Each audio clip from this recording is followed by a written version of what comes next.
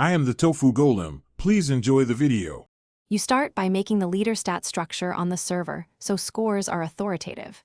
Create a server script in Server Script Service, and inside Player Added, make a folder named Leader Stats and add an int value called points.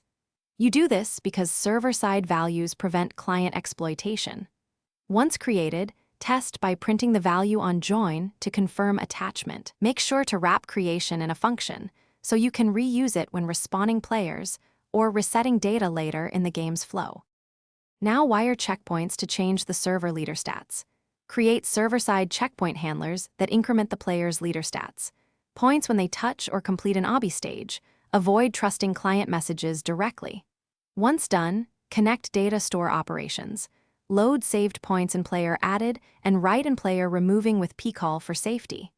Make sure to debounce checkpoint hits so players can't gain points multiple times per stage. Also add basic error handling and retries so saves don't silently fail during. Finish by showing the leaderboard through a screen GUI that reads the server leader stats values.